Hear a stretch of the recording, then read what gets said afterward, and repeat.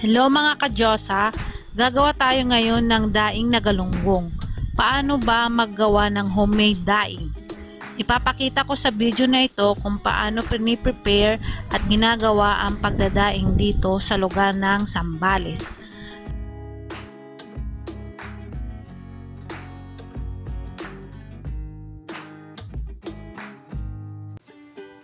Napag-alaman ko na sa lugar na ito, isa sa pangunahing pinagkukunan ng pagkakakitaan ay pangingisda. Ang kalimitang ginagawa ng mga may bahay dito sa Sambales kapag tag-araw. Sila ay gumagawa ng homemade daing para ito ay mai-preserve at may maiulam sa panahon ng tag-ulan o may bagyo.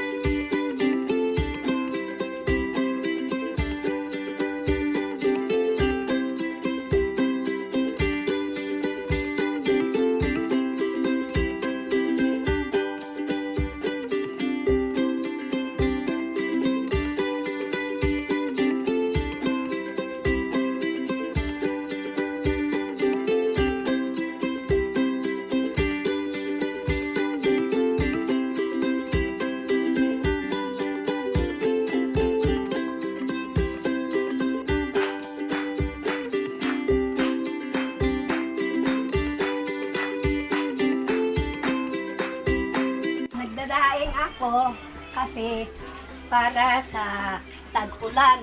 Kung magbagyo, may ulam. Dinaing ko kag mag-ulan, may ulamin kami. Hindi na kami mahal ng isda kung mag-ulan. Mayroon kami madukot-dukot na ulam na daing. Kaya ito, nagdaing ako. Masyadong mainit. Minsan ulan, di ka makadaing. Ulan eh.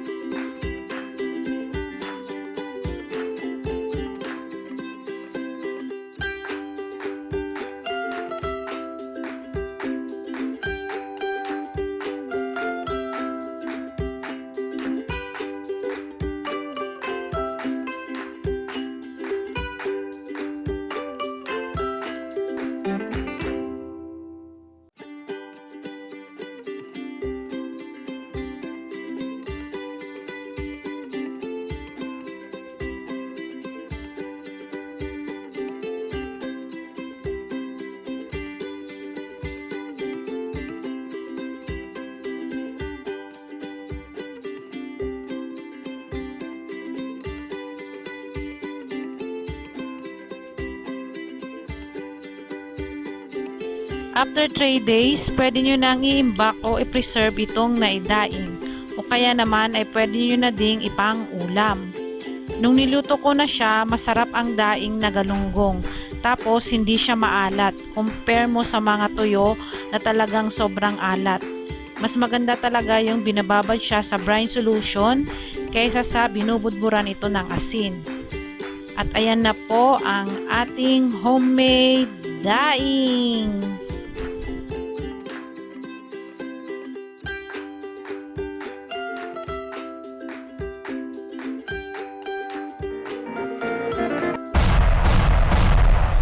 Subscribe now